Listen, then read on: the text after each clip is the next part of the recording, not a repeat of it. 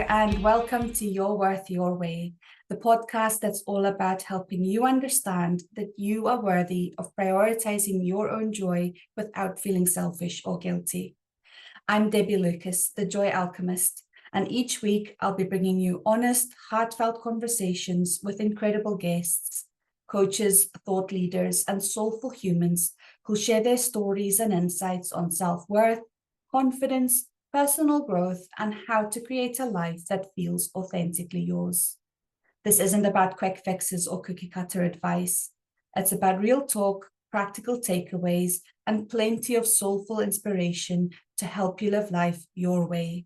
So grab your favorite cuppa, get comfy, and let's dive into today's episode. Today, I am joined by the amazing Jen Goddard, a women's coach, speaker, and founder of Soulfire Coaching. She helps high-achieving women break free from burnout, perfectionism, and people-pleasing so they can lead with clarity, emotional power, and deep self-trust. After leaving a corporate career that looked great on paper but felt all wrong on the inside, Jen now supports others to build lives and businesses that feel as good as they look, rooted in authenticity, not performance.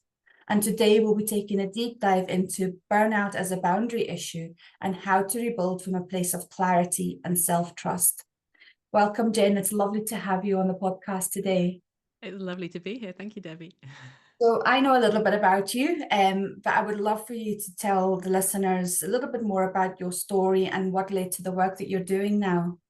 Yeah. So, as you said, my origins were in the corporate world. So I always feel like I need to tell people to stick with me because I worked in insurance for best part of 20 years, and people's eyes normally glaze over at that point. So I was an actuary, so I was a very logical, sensible, all those sorts of words person, working very hard through professional exams and all of that journey through. I'm a mum to two, well, I say boys, they're growing rapidly into young men. They're 13 and 10 now. And I hit a point about 6 or 7 years ago now, maybe a little bit longer, when they were still quite small, where I kind of it wasn't so much that I hit a wall as that I'd stretched myself so thin doing everything you could see through me. I talk about it in terms of, it's like I'd had the tick box list of all the things I thought would make me feel good in life. You know, get the job, get the qualifications, get the husband, get the kids, get the house. I live down near the seaside in Bournemouth. You know, I had everything that people would have said, you must be so happy, so successful. And I was absolutely miserable because I'd stretched myself so thin you could see through me, basically, because I was constantly giving at work, I was constantly giving at home, and I'd totally forgotten about myself within the middle of it all. And my journey to where I am now was that I found an amazing coach I worked with at that point who supported me to come back to me and recognize how important I was in the middle of it all. And it's interesting, we're going to be talking about boundaries today, because boundaries was such a huge piece for me at that stage, in that I didn't really have any. And what I had to learn to do was to reclaim my energy, reclaim myself within it all. And the first step to that was starting to love what I was doing again. And I'd always had this sense, even at my most burnt out and exhausted, there's always this sense of there's something more I'm supposed to be doing in life. You know, you have that little spark inside that's saying there's something here. And I always say I trained as a coach out of curiosity, because having been coached, I'm one of those people. I like to learn new things. So I did the coaching training just to see what it was like on the other side, and completely fell in love with it. So I started coaching just over about 6 years ago now. I left my last corporate role 3.5 years ago. And haven't looked back. These days, I support amazing women to take those same steps for themselves and rediscover their joy and fulfillment in work, in life, and in everything that they do. And it brings me so much joy and fulfillment in doing that. Yeah. Thank you so much for sharing your story. And I think, I'm certainly sitting here nodding for those who are just listening on the audio and not watching the video, but it's a story that I think so many women recognize. As you say, you're working with amazing women, my clients, my own story, a lot of my friends' stories, where we're all appearing successful on the outside, but inside we're exhausted. We're just stuck in that overgiving, and that bit about being so disconnected from ourselves. And as you said, like, it's about the coming back to yourself. I often talk about, a lot of coaches will refer to, become the version 2.0 of yourself and all that. I'm like, no, This is not about becoming someone new. It's about becoming who you've always been. And I think that's so, so important. And I think, you know, that you were talking, I love that phrase, like stretch yourself so thin you could see through you. That just feels like exactly where I was at. But I was so numb to what was going on. You know, like I always say, like, you know, my needs weren't last on the list. They didn't even make it on the list, you know, because I was so busy making sure that everybody else was okay. And I know for me, it was, you know, and I've spoken about this a lot on the podcast. My self-worth was tied to how useful I was to other people. And if I wasn't being useful, I felt invisible. And I wonder if that's something that came up for you or comes up for your clients, and how you explore that with them. Yeah, that sense of having disappeared in the middle of it all is Yeah. really common. And I think many of us, I grew up with a mum who did just that. My mum she was a teacher, and I saw her do the pattern, and I kind of copied her. Even as a kid, I copied the pattern of it, that I don't think my mum ever took a day off sick from school that I saw. But every single holiday, first couple of days, she'd be on her back, Yeah. exhausted with whatever bug came along, would wipe her out, because she just pushed through because she had to do it. And then she'd be laid out for a couple of days, and then she'd get up, still not quite right, but because she had to look after us, Yeah. and do the next piece. And I just had this model of sacrifice. I know how much love there was that went into that, but that's what I thought loving the people around me was overgiving and leaving myself out.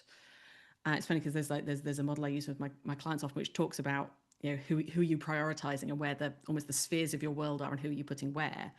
And I've had it before, my clients, the center sphere is you. And the number of my clients who go, that had never even occurred to me. Because I say it as, you should be the center of your world. And if you're not, you can't help any of the rest of them.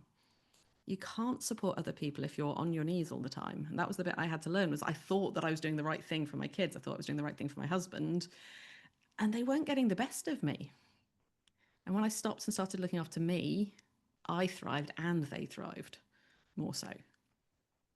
And I love that. And the bit that you said there, that word love.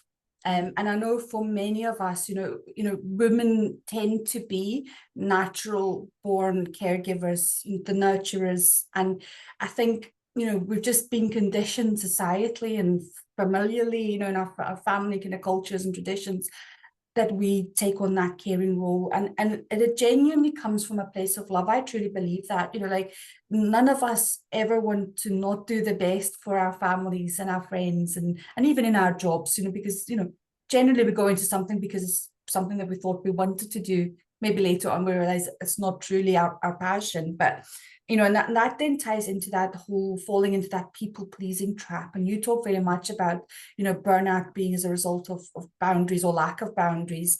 Yeah. So I'd love for you to explore that a little bit more with us, and what that kind of means, and what that looked like for you, what that looks like for your clients, and how you help them to shift out of that. Yeah. Yeah. And I found that I got stuck in a loop of it, that I would keep giving. I did the martyr role brilliantly. I had to do everything for everybody. That's what I have to do. That's my worth in life, is that I give to other people. And I'd keep going until I was exhausted. And the trouble was that in the process of doing that, within me, there'd be this building sense of resentment, because nobody's appreciating it. I'm still having to do it all. But I wasn't allowed to speak any of that, because you're not allowed to speak any of that, are you? We know, no. We're very selfless, and we do it all properly. And so I'd hold it all in, and all this resentment would build, until often there'd be a bit where I got snappy, whether it was at my husband Mark, or at the kids, or in the office, or wherever it was. I'd get a bit snappy, and then I'd feel so guilty about the fact that I'd clearly been the worst person in the world, because I'd let some feelings show which weren't other than the perfect facade. And that guilt would drive me into, well, now I've just got to try even harder. And I'd keep going around that loop and bouncing myself back into feeling like I was the worst person in the world if I wasn't giving. And all the way along, there was a bit of me that just knew this was wrong, because it felt so horrible on the inside. And for me, the recognition that my boundaries were shot within that was so important. And being able to understand, one of the things that I had to understand, which completely rocked my world at the time, but makes so much sense now, is that boundaries are a form of love. If we think about it, when we start to set boundaries with people, we build trust. I always thought that if I say no to somebody, that's going to break trust with them. They're never going to want to come back to me for anything else again. But learning that when I said no and they understood where that boundary was and they could speak theirs too, and we could find this ground where we both knew exactly where we stood, that was trust, that was love, that was how we understood it. And that was where things started to really shift me, when I could say, no, this is what needs to change, this is what I need, and finding my own voice within that. That's where things started to actually shift in the right direction. Sorry, I was just writing down some notes. It was, so you spoke, one of the things you said there was like you were being selfless, and I suppose maybe not kind of directly opposite, but to me the opposite of selfless would be selfish. And that was a big thing for me, like saying no, setting a boundary, not being useful to someone meant that I was selfish. And that you know, it's through a lot of work, I know where those stories and that limiting belief came from for myself. But you know, that it's, you know, that the whole bit around boundaries can be a really difficult thing for people who have been in that people pleasing mode, who, you know, haven't had the boundaries. And I've done a lot of work recently with clients, and I've had this conversation with the recent podcast guest as well. You know, that sometimes a boundary is a verbal spoken boundary. Sometimes it's a physical boundary, like moving away from people or change, you know, making sure that you're not coming into contact or limiting the contact that you have with a person. But a lot of times, and this happened for a client recently, where it was her own energetic boundary about how she was showing up in a friendship. You know, there was certain things that came up in conversations with a friend that was really kind of triggering her. And we worked through the bit about why it was triggering for her and recognizing that it was more about the other friend's issues rather than her. But she didn't want to cut off all ties with this friend. So she just decided to show up differently. And would you believe that since then, and this has been weeks now, that friend has never brought that topic of conversation up. She's never once said to her, I don't want to speak about it. I don't like it when you speak. But it's just the shift of the energetics of how we show up in relationships. And that's so important. So I think, you know, boundaries doesn't always necessarily mean, you know, saying no out loud. Sometimes it's just a shift in yourself. But for women who do struggle to kind of verbally speak out of a boundary, what advice would you give them, and how they can kind of set a standard or a threshold of what they will accept in friendships or relationships or even in their careers, and how would they go about doing that? Yeah, I love that you talk about that energetic piece within that, because that's almost the most important part. Because we can say no and we can say no, and sometimes there's, oh no, can you not do that, and that won't have an effect. Whereas if you can say no, that's not acceptable for me, with a different energy behind it. So I love what you're saying about that client, is when we do the work on ourselves and what we're bringing to that, often the words and the way we speak them flows really naturally off the back of it. It's looking at what in us has been allowing those boundaries to be crossed. And it can be hard to look at it in those terms, but that is what is going on for us. And it's allowing the self-compassion for the fact that that's what we've been taught, that's why we do it, and a bit of self-forgiveness for the fact it's been going on, and then going, right, and what do I choose now? I talk about it in terms of bringing a mothering energy to ourselves, because the part of us that is letting those boundaries be crossed is almost the little child part who was taught that that's what you do. And when we can reparent that little child and say, it's okay that you feel like this, and in the same way I would with my kids, I'll say, it's fine that you feel this way, and that behavior is not acceptable. So, you know, it's fine that you're angry and you can't hit your brother. And we, you know, how do we then move forwards in that way? It's having those types of conversations with yourself, and then going, yeah, what is it I need to say to this person? Is it, I don't feel good when you do it that way? Yeah. And often being able to simply speak to, your behavior has made me feel like this, or I feel like this. A better way of putting it is, I feel X when you do Y. Yeah. Yeah. So it's my feelings. I'm claiming my feelings within it. How are we going to shift this? Yeah. And sometimes it needs to just be a simply, that's not acceptable. But often especially when it's people who are close to you, being able to have it as almost a collaborative conversation of, look, this isn't working for me. How can we shift things so that it works for both of us? Yeah. because things like, there were so many boundaries for me around housework, as there are for so many of us. And my husband it wasn't that he didn't want to do any of it. He we'd fallen into that rhythm that so many of us do, that I took everything on. He didn't. I resented him for not doing it. He was like, I'd help if you'd let me. Because a number of times we'd have the conversation and be like, well, you're taking on doing the bins. It was always the bins. That would become his responsibility, but I'd do it before he'd had a chance to do it, because he wasn't going to do it, was he? And recognizing that I needed to step back and we need to have those conversations about, okay, so what do you need from me for you to step into that space? Because when we set the boundary, we're creating a space that the other person needs to step into, and finding the ways to make that work together is really powerful. Yeah, I love that. I love that so much about like creating the space, because we just feel like we need to fill it, and we don't give people a chance. And certainly one of the things in these conversations I've had with friends generally, as you do, but also with clients, where especially around maybe housework, if you're in a relationship or you're living with someone, it becomes this whole passive aggressive standoff, doesn't it? Because I remember somebody describing the toilet rolls of the toilet, and they were basically just getting stacked on the back of the toilet. And they were both and it was like, who's gonna put the toilet rolls in the bin? And it became this like whole like pyramid of toilet rolls, until eventually somebody snapped, my client snapped and said, like, what the hell? Can you just put them in the bin? It's like, oh, I thought we were playing a game. And she was like getting more and more resentful, more and more angry about it. So I mean, it's funny to talk about, but it plays out in everyday life. But I absolutely love that bit that you said about bringing that mothering energy to ourselves. And I can't remember if I've spoken about this on the podcast before. It was a couple of months ago, Sunday morning. I'd been up, my son was a teenager, obviously sleeping doesn't rise till after lunchtime. And I remember sitting thinking, I've not had pancakes for such a long time, and I really, really would like pancakes for my breakfast. But this is the conversation in my head. But you know what? It's too much effort just for me. I'll not bother. I'll wait until he's awake and I'll see if he wants it, and then I'll make it. And it was like, in that moment, it was like a light bulb went on. I was like, but hold on. If I'm prepared to make the pancakes for my son, why wouldn't I love myself just as much to make them for myself? Because I'm worthy of having those pancakes too.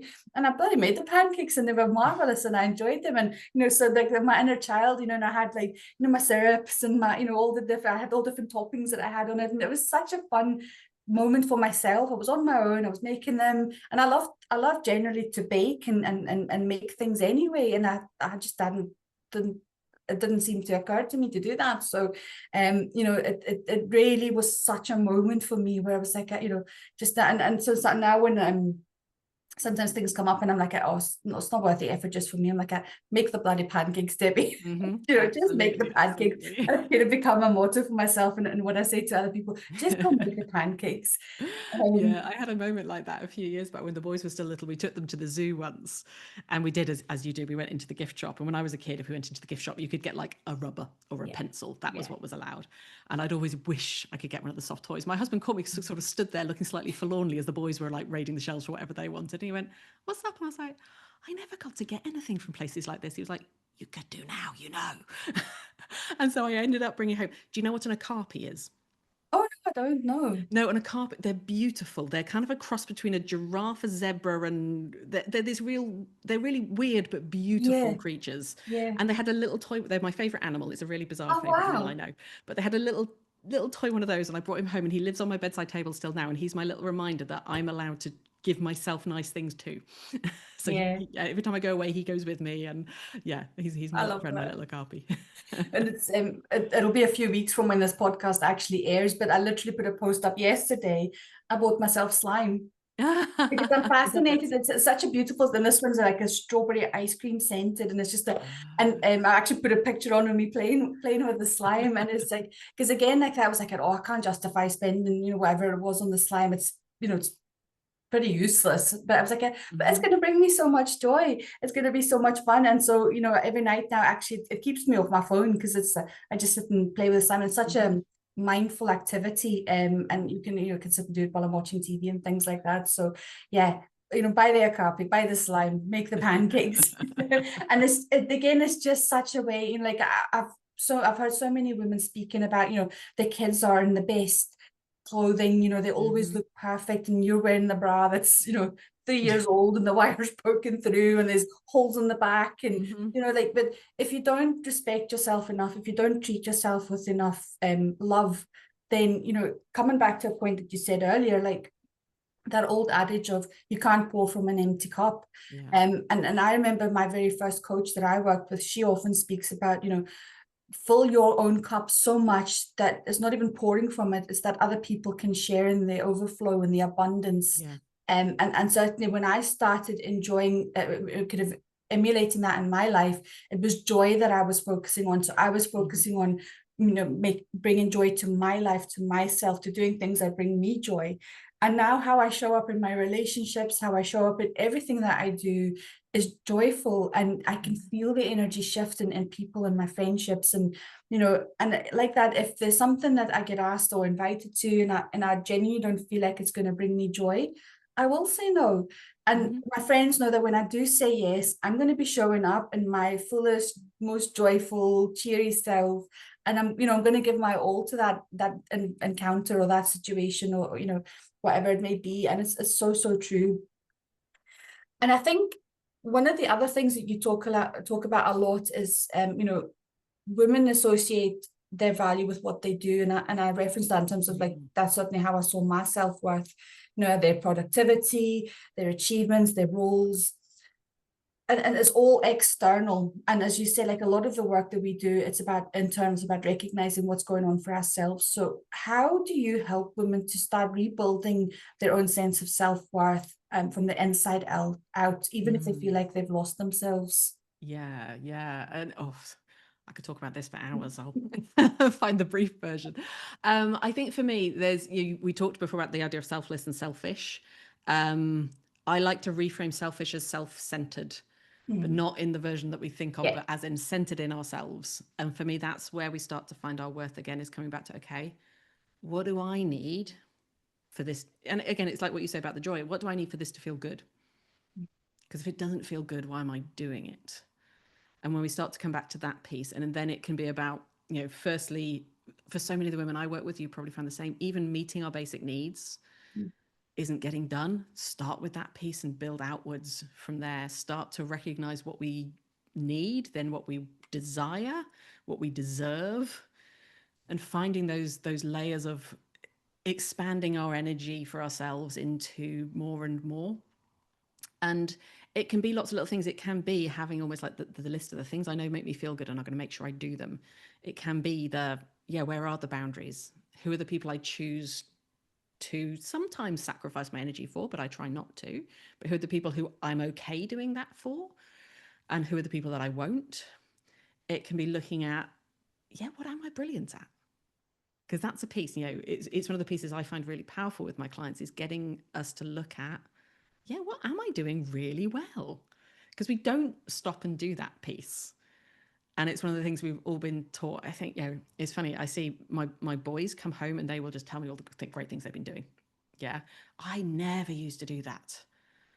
I would just be like, oh, well, I don't know. Some things happened at school or whatever. I wouldn't want to speak up on it. And when I was in the office, it was like, I wouldn't say, I've done a brilliant job on this. Yeah, the project's been done. The team worked really well. Yeah, I would always move it away from myself. And for a lot of us, being able to step into that space of looking at what we've been doing and go, I've done good. I've done really good. And starting to claim that and believe it is so powerful. And I often encourage my clients just to start with little things like every day at the end of the day, jot down 3 things you did brilliantly today. And some days it'll be, I drank some water, will be one of your wins for the day. And that's great because it's taking care of you. But some days it'll be, you know what?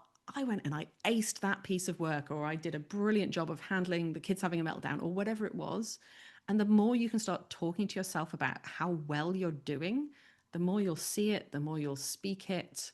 And when you start to speak it, other people start to recognize it, and it feels even better. And it just brings that snowball of, I'm really blooming good at what I do in life. I'm really good at being me. Yeah, it's finding that peace within Yeah. ourselves. Oh, I love that so much. It kind of really answers my final question of the show, which is around joy and how you prioritize that for yourself in your everyday life, and what you would suggest to people or women who struggle to do that for themselves. So maybe it's expanding on that. Maybe you do something else Yeah. that brings joy.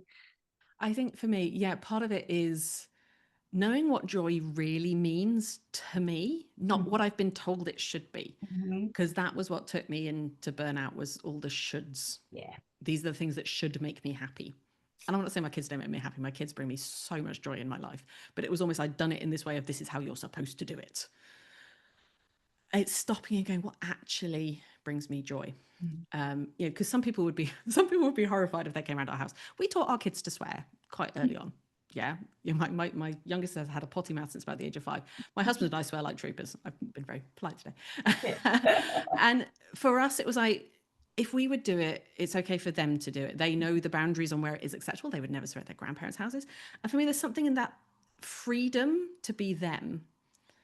And some people hearing this will be like, what the hell? Why would you do that? But it's little things like being able to hear them express themselves fully matters to me. Yeah, if I would express myself in that way, I want my kids to be able to express themselves in that way. Knowing the boundaries and the limits on it. I wouldn't come on here and do it without knowing that it's the sort of podcast where I could do that, or I wouldn't go into an office and do that. I do corporate training and things sometimes, and I wouldn't, start dropping swear words there. But having the spaces where we can just be ourselves and teaching my kids to do that is really important to me. Yeah. And it's knowing things like that are going on in my life. It's knowing what matters to me is feeling free to be myself, seeing my kids free to be themselves, finding the things that light me up and doing them. So I don't hold back from things, saying no to the things that don't. Yeah, I won't go do stuff that doesn't light me up. I will, like you said, I'll say no. If it doesn't make my heart sing, I'm not in. Yeah. And it's having those pieces and getting to know what actually feels good. And sometimes one of the first things I often tell my clients to do is start taking an hour every week to go and play. Try out different things. Start to learn what you love. The number of things I've done over the years from that sense of let's go exploring this, I have done like different crafting and things like that. And some of them I've kept going, some of them I haven't. I've been to flamenco classes, belly dance classes. I've done martial arts. I've done all sorts of stuff. And loads of them I've done once and never gone back. But it was like, it's an exploration of, I don't necessarily know what's going to bring me joy today. I know what brought me joy when I was 6 years old, but I'm a bit older than that now. And it's what brings me joy now. It might not be the same as it was last week or last year. Let's explore. Finding that freedom to play in life and find the bits that bring you joy. And sometimes there's bits in there that bring you joy and then you go, and that's not for me. No, the martial arts was not me. But it was fun doing it. I had it, it was that's a long story. I won't tell you that one. I've had hilarious experiences finding the things that didn't bring me joy. And it was joyful to go, yeah, that's not right. Yeah. And just allowing yourselves to explore life, giving yourself the freedom to be you and find what works. Amazing. And like we're both sitting smiling and laughing because you can just sense the joy in doing that and the fun and how much happiness that brought you. It's been an absolutely amazing conversation, Jen. Thank you so much for coming on. And so many things stood out for me, but the one that you said towards the end there about, often when we're working with people and people think of like self-development and healing and personal growth, it's like, like what are those big aspirations? But sometimes it's those small steps. What do you need? Then what do you desire? Then what do you deserve? Because sometimes, I suppose it's like the foundation. If your basic needs aren't met and what you truly need, or what you think you should need, you can't then move on and dream about what you desire and then actually all of it. You deserve all of it. You can have all of it. But it takes time to build up to that. Yeah, exactly. So I am sure that my listeners will want to find out more about you and what you do. So where do you hang out most on social media? What's the best place they can find you at? Yeah, you can find me on Facebook and on Instagram. I'm sure you'll share the links for those. Yes. If you're interested in the sort of work I do, if you're in the corporate world, then I do a lot of coaching for women over there. Find me on LinkedIn.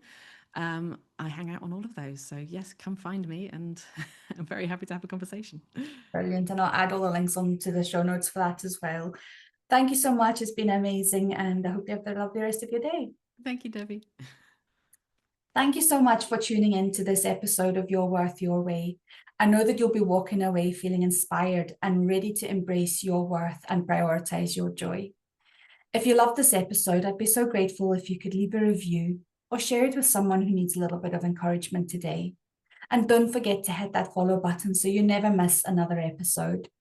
And you can find out more about me, my podcast, my guests, and what I do at debbielucas.me/links. And if you don't already, follow me on your favorite social media platform. I'd love to hear your thoughts and continue the conversation there.